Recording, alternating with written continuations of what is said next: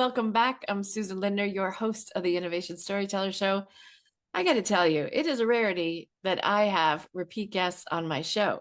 And that's because I want to keep things fresh and interesting for you. But I know there are people who have really amazing, fresh ideas that need to come back to you with those fresh and amazing ideas. And it's one of the reasons why I probably have more mutual connections with my guest than any other person on the planet, is because I know we speak a similar language, although his is probably 5 steps more irreverent than mine.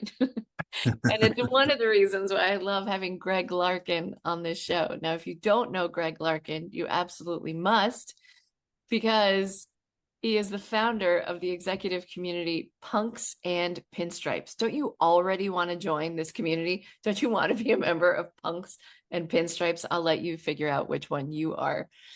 Punks and Pinstripes is this incredible executive community with phenomenal events that we're going to talk about a little bit later. He is an entrepreneur with 3 exits and the former director of innovation at Bloomberg.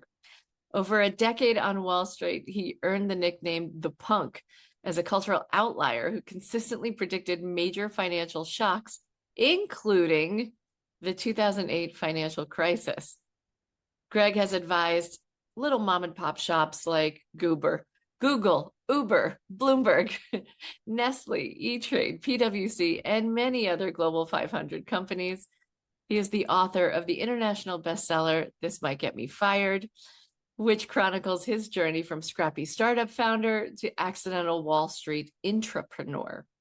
His work has been featured in places you've never heard of, like the New York Times, CNN, CNBC, Wall Street Journal, Harvard Business Review, Bloomberg, the Financial Times, and so many more. He is a native Brooklynite, where he lives with his wife, his kids, and his dogos. Greg, thank you so much for coming back on Innovation Storytellers. Thank you for having me. So let's talk about, for a moment, the state of innovation. If you had to give it a grade, A to F, where are we in the land of corporate innovation right now? I would say we're at a C minus. C minus. Yeah. And so why that grade, Professor Larkin? For a really long time, for innovation to be effective in a large corporation, it has to pass the fuck you pay me test. What is the fuck you pay me test?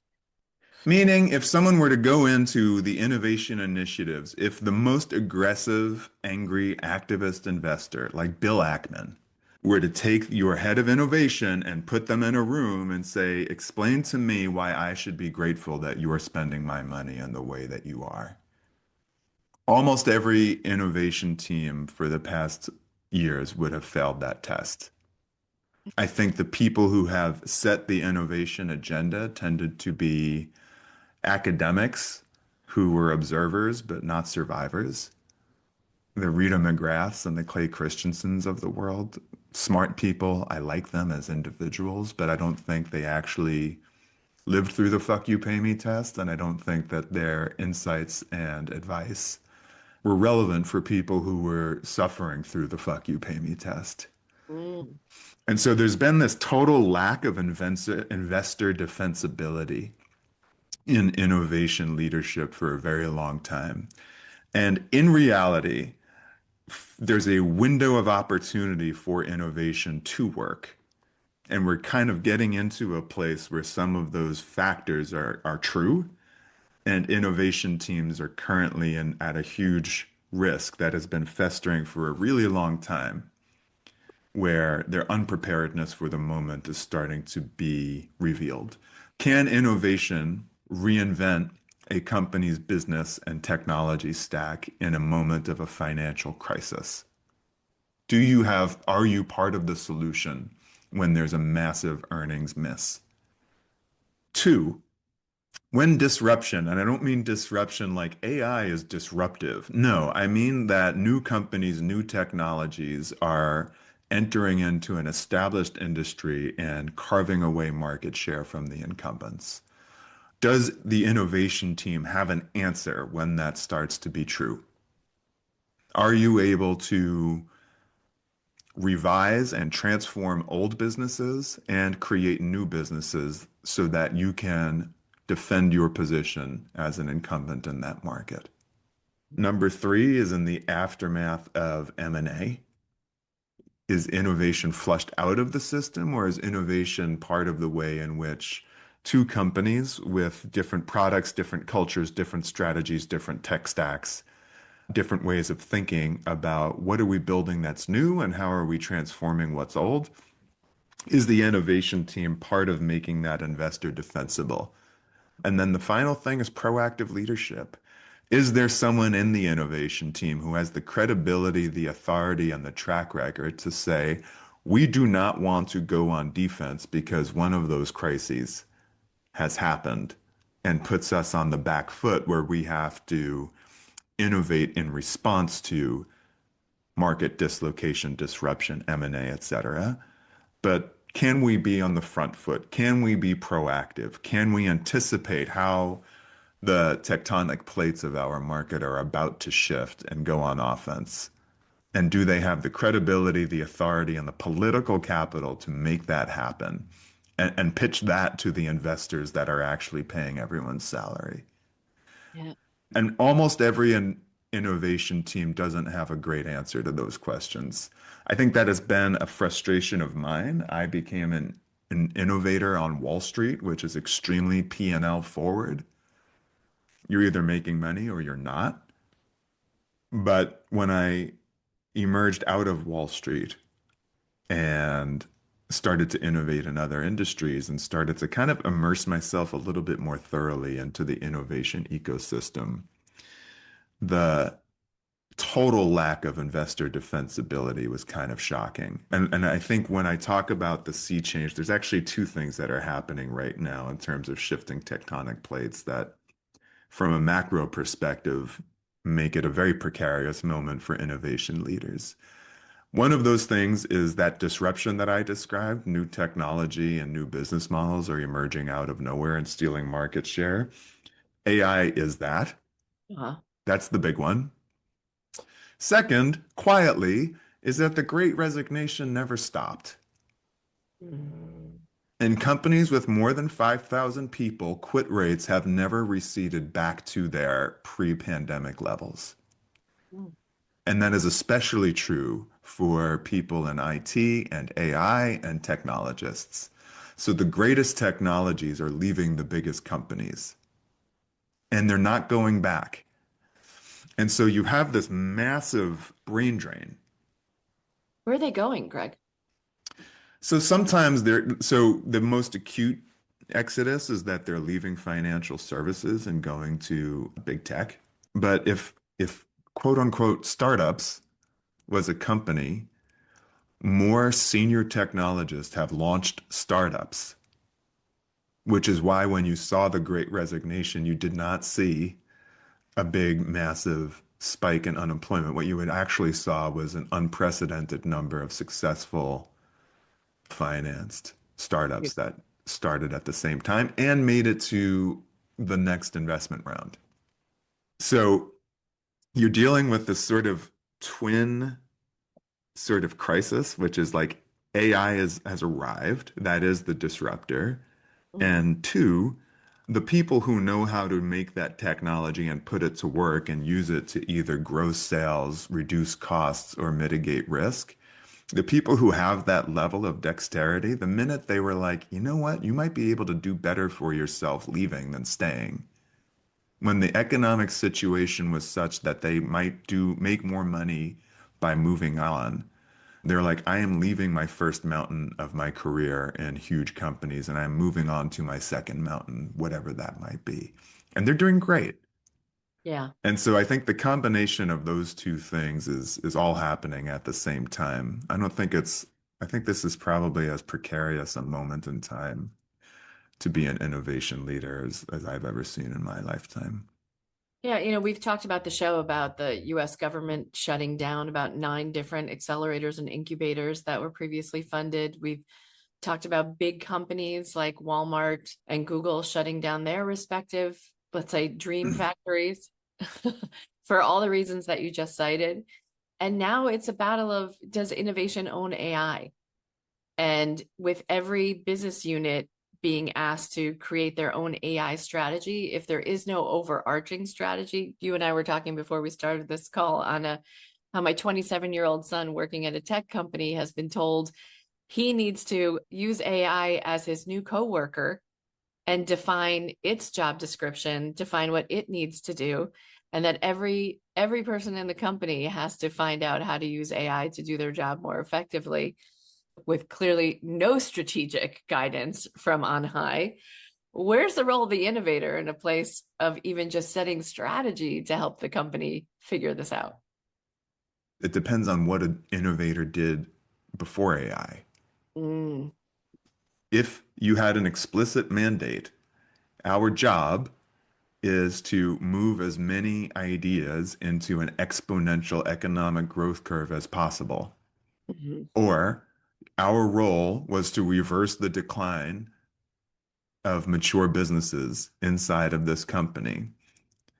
And that was quantifiable and time bound and clear. And you had an economic responsibility of launching new ventures that grew exponentially and reversing the decline of mature businesses so that they had an undeniable, objectively positive, investor defensible new lease on life.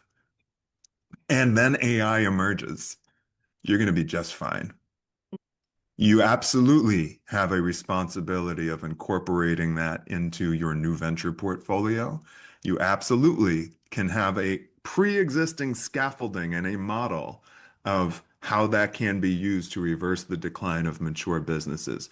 Equally, businesses that are just doing fine, but still have a mandate of being better, faster, smarter, and cheaper.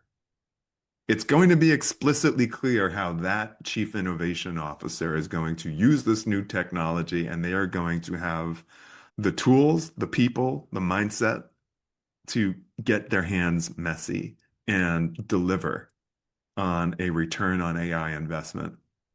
Very few chief innovation officers ever had that mandate uh-huh.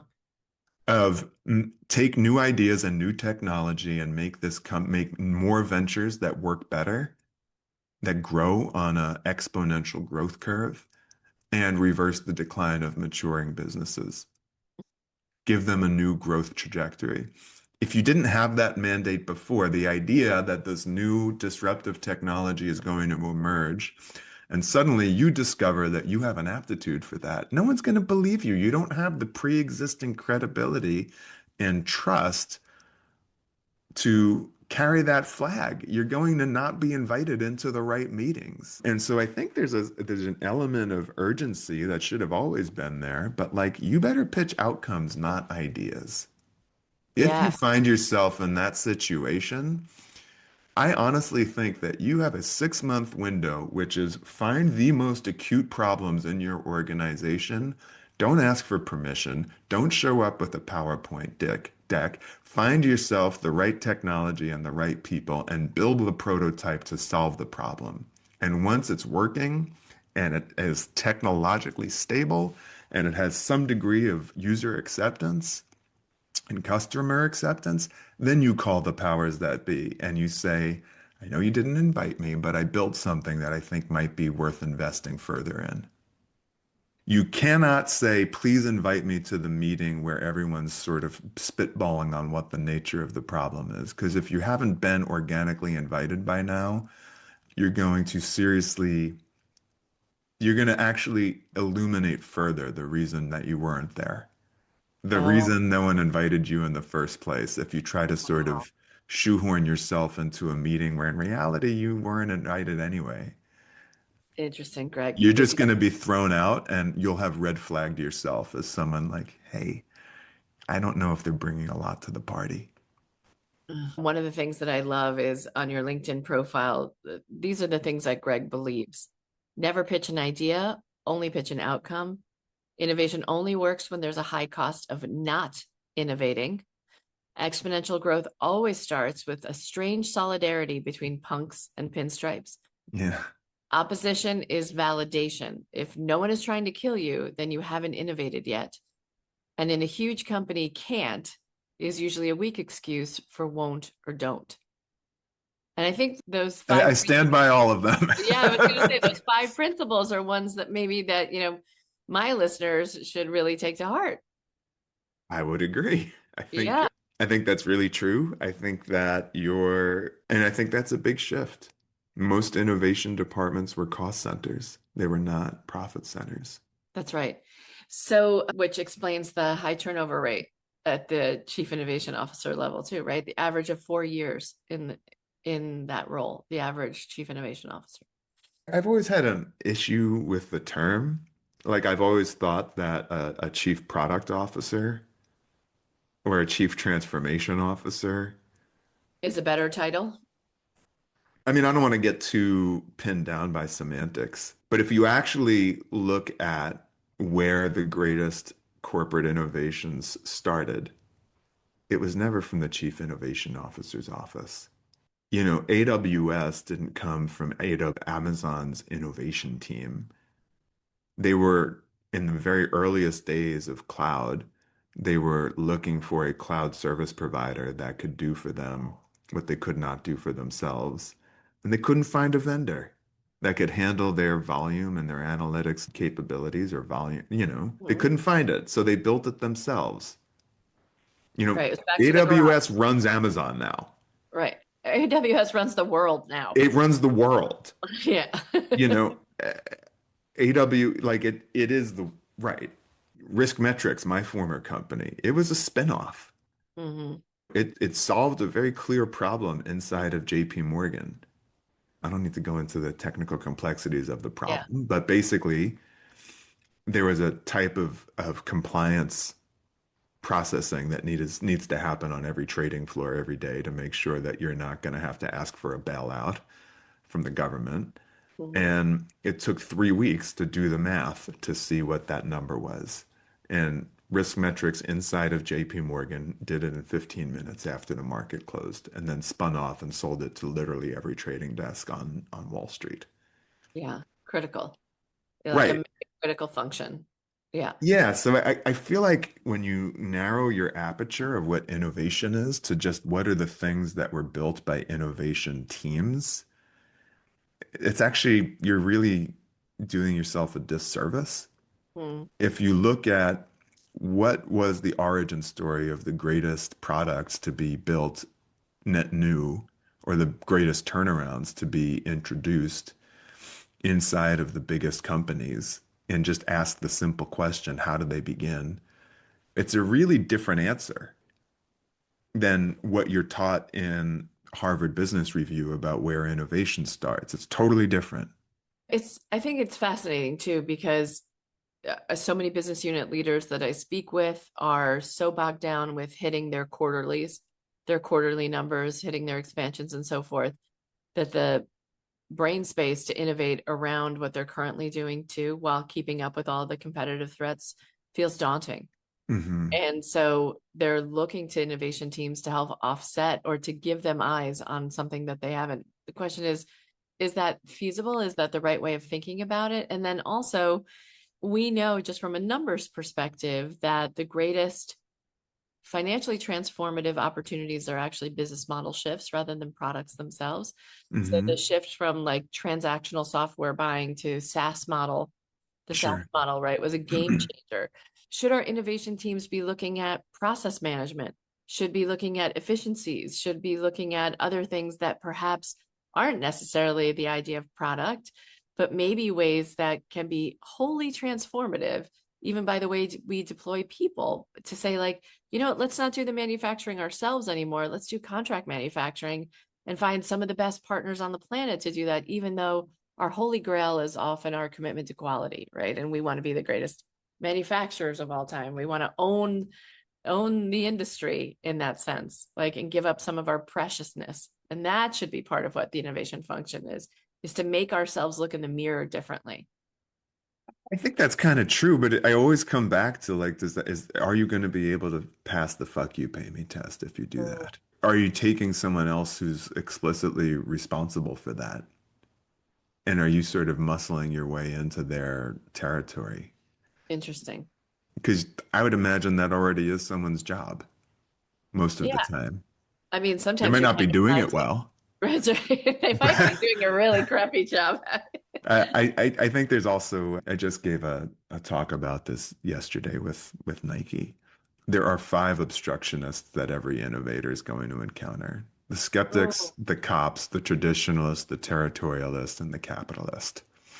Let's see. Let's play and see if any of these people are in your innovation horoscope this week as you're going into meetings. So Sure, tell, will you run us down on the five personas that really hate your work, that block you every step of the way? sure. Okay, who are these folks? Because we All love right, them. this the skeptic. That'll never work here. That's a terrible idea. Uh-huh. And sometimes their entire like capital, political capital in the firm is I'm the person that prevents us from saying no to things that are going to destroy the company. We're saying yes to things. Yeah. Then there's the cops, which Okay. is the software police, the architecture police, the compliance police, the legal police that just are like, if you do that, we're all going to jail. The traditionalist, that might be a great idea, but it's just not the way we do things around here. It's not who we are. The territorialist, that's an awesome idea, but if you ever speak to my clients again, I'll break your legs. Okay. And then there's the capitalist. If our investors find out that I use their money to fund your science experiment, they're going to break my legs. That's the capitalist. Yep. And that is a feature, not a bug, of any good innovator's life. And the innovator who is effective inside of their organization knows exactly what play to run when they encounter each of those different obstructionists. Can I add one more? Go. The two-face. So like, and that is, Oh, that is the person who goes, this is a really brilliant idea. I love where you're going with this. I think if we do a little bit more research, we'll yeah. figure out how to do this in Q4 rather than Q1. But let's keep talking. You know And that then Jimmy, you you know the leave Jimmy the Cliff room. song? Which one? Let your yeah be yeah and amen. Oh, Yeah. yes, absolutely. And, shout out to Jimmy who passed last year. I Yes, know. exactly. So, like, you feel like you're getting a yes, but you're really just getting dragged into the endless analysis paralysis or endless discussion of, yeah, let's Sure. keep that on the agenda, but it actually never goes anywhere. Yeah, that's a very common. Let's just it's better to burn out than it is to rest. That's like let's rest. Ooh. I haven't heard that expression before. That's great. That's great. And listeners, if you have others that you want to add to our list, by all means, shout it out. The But good yes. news, Susan, is that each of them has a play you run. Like Mm. when you encounter the skeptic, never pitch a PowerPoint to the skeptic. Show them a prototype. Show them Oh, it's working. Tell them, like, I understand that this is solving a quantitative, real, expensive problem for us. And we fixed it in a prototype lab environment. We're not asking whether it's possible for it to work. We're simply asking to scale something that's already working that requires you to say yes. so part of that is timing, right? When to introduce these ideas or prototypes in front of people. Because if you need money from the skeptic to build the prototype, that's challenging, right? You got to figure out how to find the money on your own before you go to the skeptic. Or you have to develop the sort of leanness that's essential. Like a lot of people build better stuff with less resources. It becomes very hard to be fast if something is officially sponsored. Uh-huh. Okay. So that's our response to the skeptic. Give us the others. You have to enlist the cops as co-creators. There's a thing which is like, I am going to sequester this from compliance for as long as possible, so that once it is actually an outcome, right before we put it online in the App Store, I'm going to call up compliance and be like, hey, this is going to go live tomorrow. Can we just get a quick yes from you? You're always going to get a very affirm, like definitive no. So involving them as early as possible and having them establish what the constraints are and to build it with you so that it operates within those constraints. It'll slow it down, but you're saving yourself a huge amount of compliance debt if you involve them early and involve them as co-creators. With the traditionalist, you should never try to convince the traditionalist that they should trust you. You always have to have an executive godfather who can act as a mediator, who understands that what the traditionalist wants is correct, that there is a legacy that needs to be honored, and there's this company has roots, and it's not just a matter of wings. Who also understands that the thing that you're innovating is indispensable for the survival and flourishing of the organization as a whole. And they have to broker a truce. They have to mediate a truce. If you don't have that person, you're going to be very constrained with how far you can go. With the territorialists, when they're going to break your legs because you spoke to their client, you always have to defer and diversify. You're absolutely right. I should not speak to your client. I'm so stupid for thinking it was a good idea. It is absolutely your responsibility to safeguard their interests. And you need multiple routes to market for anything that you've built. You cannot have one potential beta partner. You Got it. invite them to the party after you've started to produce results for somebody else. Then you Uh-huh. come back to the territorialist. And for the capitalist, you have to have total clarity, very similar to the cops, for this to be something that you want to talk about on the quarterly earnings call. What has to be true, right? In what way are we cutting costs, growing sales, or mitigating risk economically, dollars and cents? What needs to be true like this quarter? What needs to be true next year? And at what point should we come to you and say, we haven't hit the target. We would prefer that we not spend any more money and or give you the option of having us continue or not. And I think like the critical piece of that is what they will have an understanding of is who your investors are. Meaning, if you're in a private equity turnaround where you have massive amounts of debt, the company needs to be flipped in 3 to 5 years, and you're doing some science experiment which may or may not produce any meaningful earnings bump Hmm. for 6 to 7 years, you cannot expect that the capitalist is going to be like, great, take your time, don't, no pressure. Like they just want to No. see that we're innovating. Whereas if you're in a situation where it's like you're in a growth equity investor, they don't really have that much interest in profitability. They just want to see your top line grow. They want to see huge sex appeal. They want you to be close to not profitable. They want you to be running at a very slim margin. Okay. Their appetite for risk, their appetite for experimentation, their appetite for an experiment that was supposed to generate 10x returns from one quarter to the next to then keep going, like you have a lot more rope there. Mm. But most heads of innovation aren't as connected to who that like investor archetype is, Okay. and then if you're privately held, it's a whole different ball game. I don't know. I worked on Wall Street, so I have a huge amount of sympathy for the fuck you pay me meeting and the capitalist because I was them. Yeah. And I don't think it's unreasonable. In fact, I would say that one of the greatest disservices of if you go to the big innovation conferences, no one talks about the fuck you pay me meeting. And all the academics who give innovation classes in the Ivy League don't talk about that.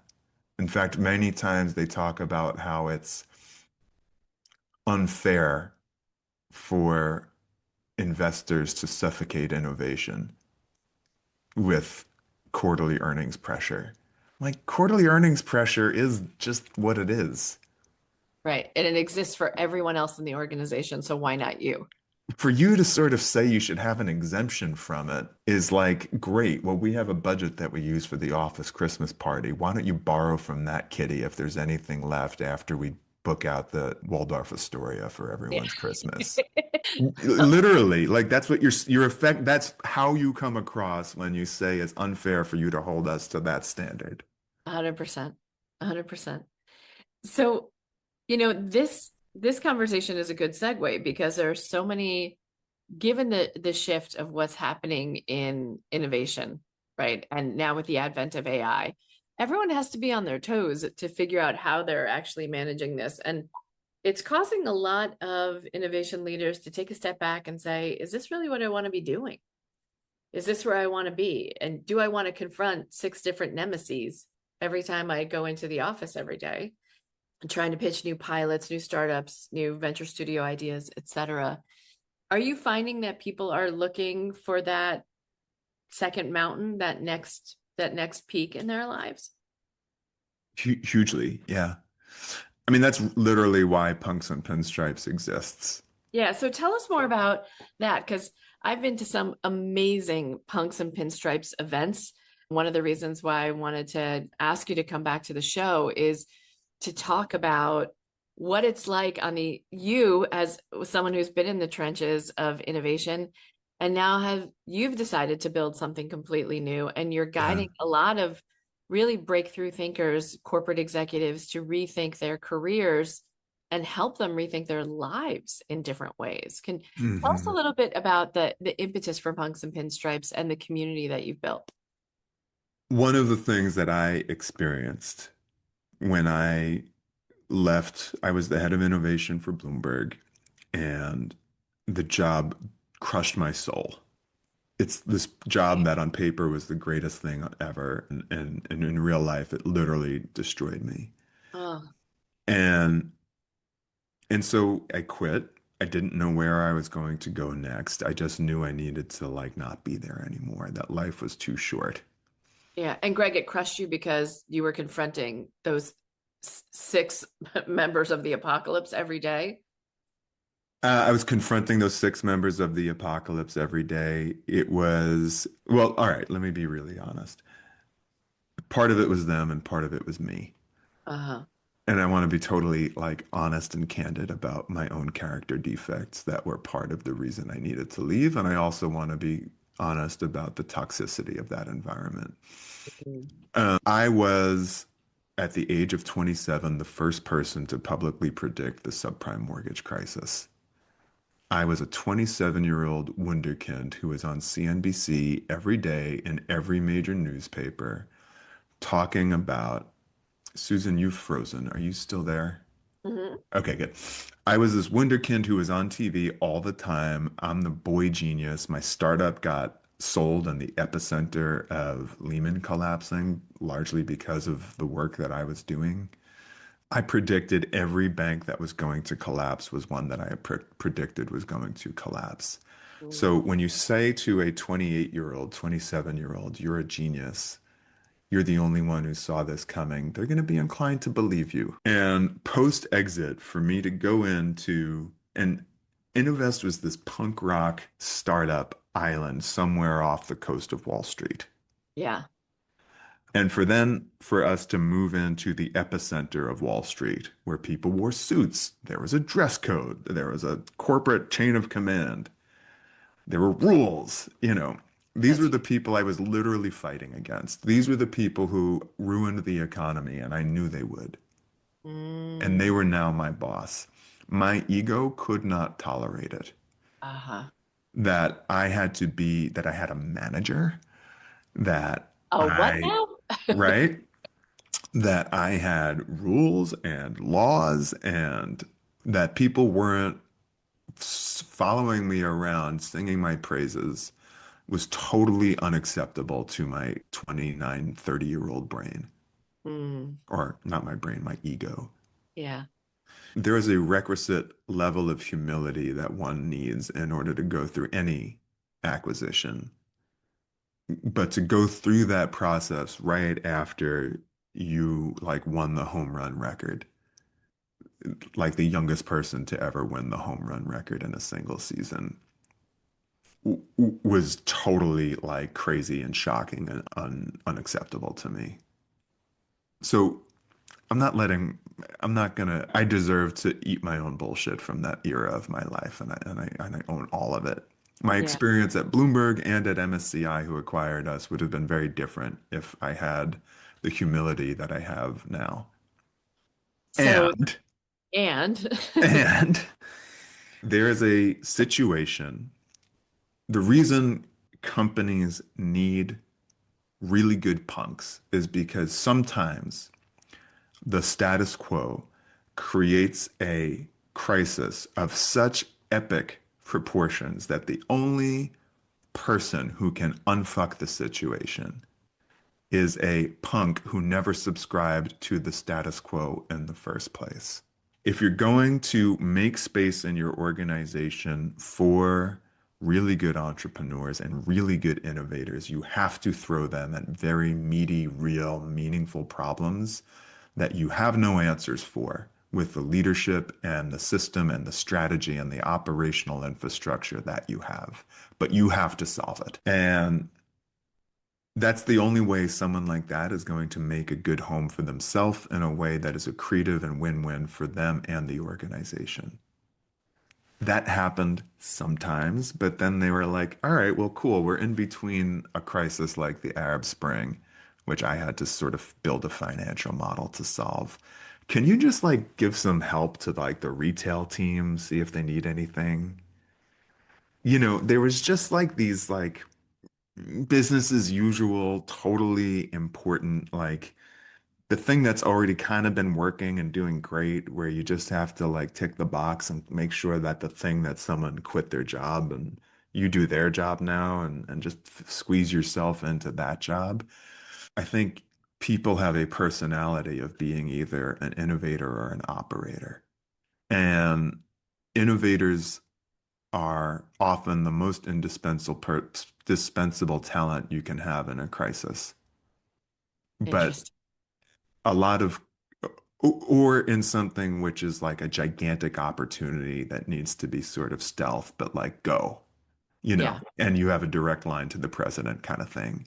Uh-huh. Where there's not a real sense of urgency and it's just kind of like it's a business as usual thing, you should always give that job to an operator. And so I think there's sort of, are you throwing your innovation talent at those crises that were started by the status quo? And do you have a strategy of what you're going to do with them when they're not there, when it's not a crisis anymore? Yeah. It's So, really tough to take a wartime innovator and just have them do peacetime bullshit. uh, great. That's a great quote, Greg. And I think a lot of people feel that way. We've gotten to the other side of the crisis, and now what? So, in this community that you've built, Greg, are you finding that there are a lot of innovators who are finding themselves now in this new place and want to look at their lives differently? I find that they've arrived at the second mountain of their career. And what's that? What's the first mountain and what's the second mountain? So I think the first mountain is I'm going to have the success you told me I need. Meaning, I'm going to get the bonus, I'm going to get the raise, I'm going to get the promotion, I'm going to go for the exit, I'm going to do exactly what winning looks like. I'm going to make as much money with as much seniority and gain as much recognition as I can, and hopefully appear on the cover of some fancy magazines and on some fancy podcasts. That's the first mountain. And almost everyone I know, myself included, who's gotten there at a certain point has this existential moment. And it's always triggered by one of five things: death, birth, love, divorce, or they get fired.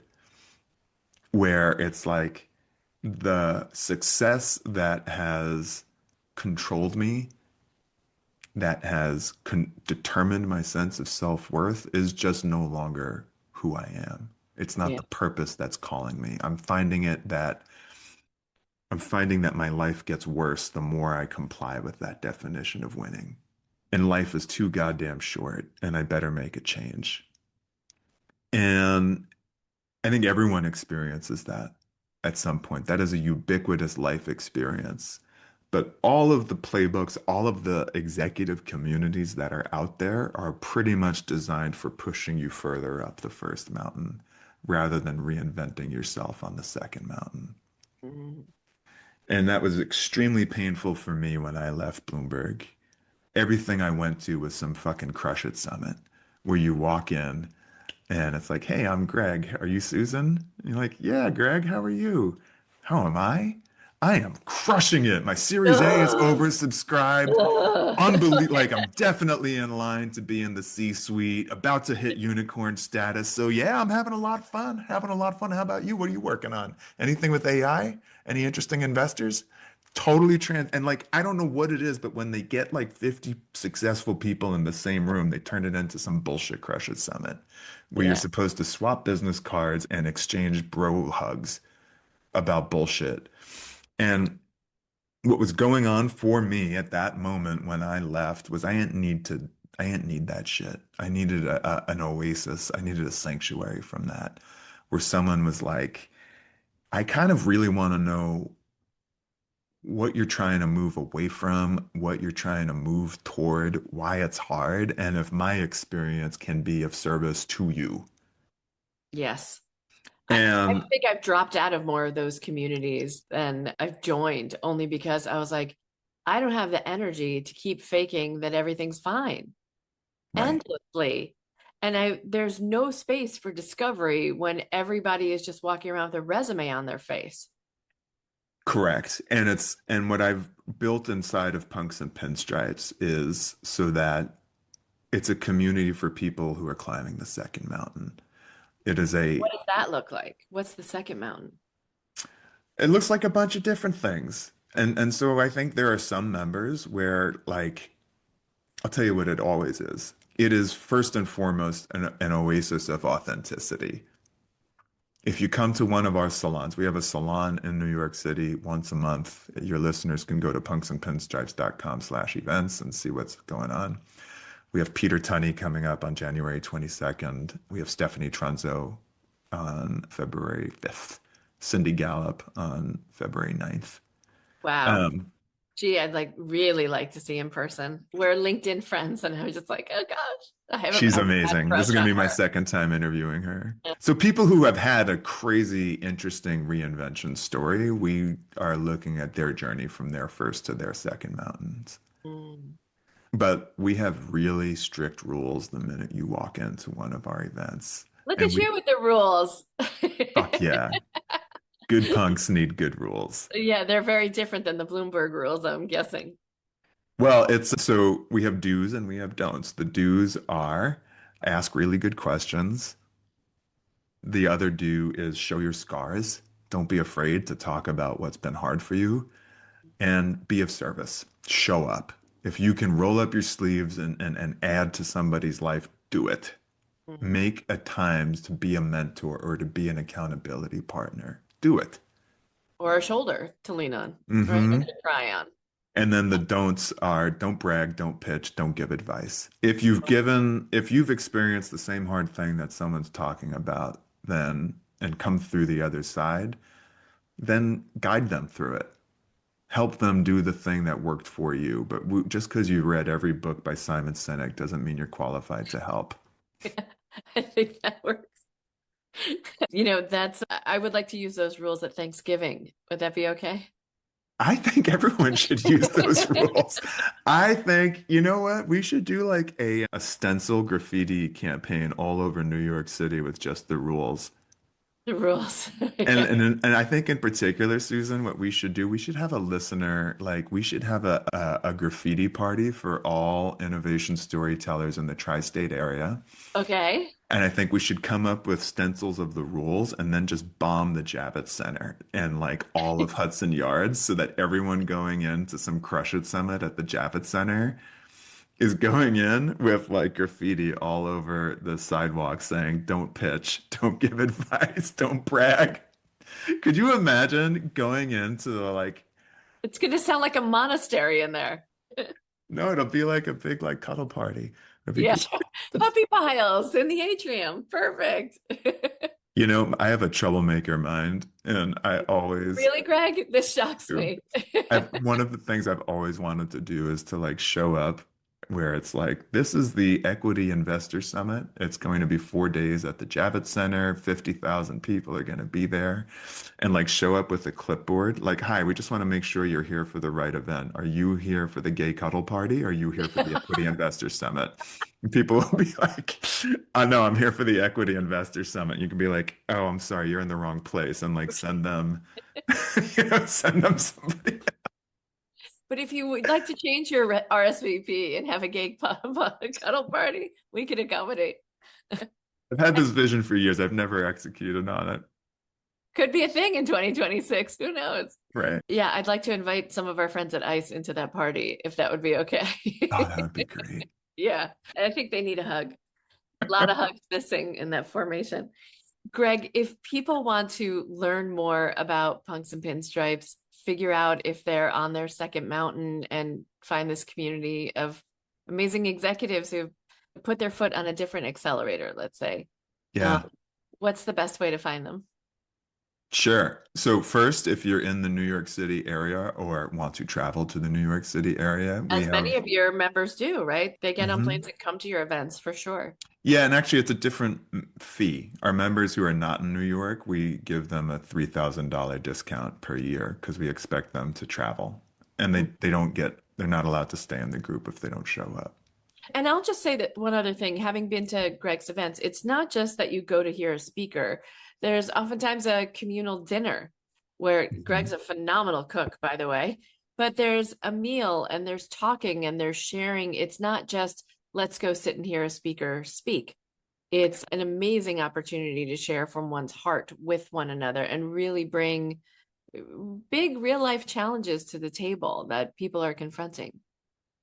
That is absolutely true. There is a absolute lack of bullshit in a Punks and Pinstripes experience. Mhm. No one needs more bullshit. No, but they do need more conversations around Public Enemy. And that's why I was really grateful for that conversation as a big hip hop head myself. So, So just for the listeners, we had what Susan is referring to is we had as our guest Bill Stepney, who was the founder of the hip hop group Public Enemy and also the president of Def Jam Records, and Justin Brannon, who was the lead guitarist for the outstanding punk band Most Precious Blood, who became the director of the New York City Finance Committee and New York City Council. as one As does, you these are do. all second mountain kind of lives there happening. That's one of my favorite ever conversations. They were awesome. And yeah, and we had a great conversation with the both of them about their second mountain journey. And afterward, we had these incredible breakout sessions where everyone in groups of 4 or 5 started to talk about like what's the heaviest challenge you're trying to work through right now and how can we leverage our own experience to be of service to you as you sort of navigate it. Yeah, I never thought I'd be able to say to, the founder of Public Enemy, I remember you guys when I was working at an STD clinic in Brooklyn, in Fort Greene, and we were all in that same neighborhood at the same time with all the hip hop kind of coming out of storefronts and people walking with their boom boxes, and that was the experience of the time. So there's actually, now that you mention it, so Bill Stepney is the chairman of the Right to Invest podcast network, and they just signed Punks and Pinstripes on as one of their flagship podcasts. So for your listeners that cannot make it to our experiences in New York, the Punks and Pinstripes podcast is coming out soon. We have about 4 episodes in the can. Um, And on January 22nd, we're interviewing the artist Peter Tunney, former biotech banker, now the artist Peter Tunney. He created Wynwood Walls in Miami, Amazing. one of the founders of Art Basel, big deal. Uh-huh. We're interviewing him at his studio in Tribeca. On February 5th, we're interviewing Stephanie Trunzo. She's used to be the CEO of Oracle Healthcare. She quit that job and walked away from it and is now on her second mountain reinventing the very broken American healthcare system with Merge Healthcare. Wow. And then on February 9th, we're doing a live recording of the podcast at AB P&T Knitwear, which is this unbelievably cool, funky space, bookstore slash event space on the Lower East Side. And we're interviewing Cindy Gallup, the founder of Make Love Not Porn and the former CEO of BBH. So we have incredible events. We also have retreats. We have a retreat Yeah. coming up, 3 days, 2 nights, a reinvention retreat up in the Catskills at the end of April. And we just signed it. So we're doing a creativity retreat in from June 27th to July 2nd in at a farm in Italy. And bring, if you never get a chance to write or draw or write poetry or do drawings of naked models, and that's your thing, But you don't know it's your thing yet, and you or need to you find don't out.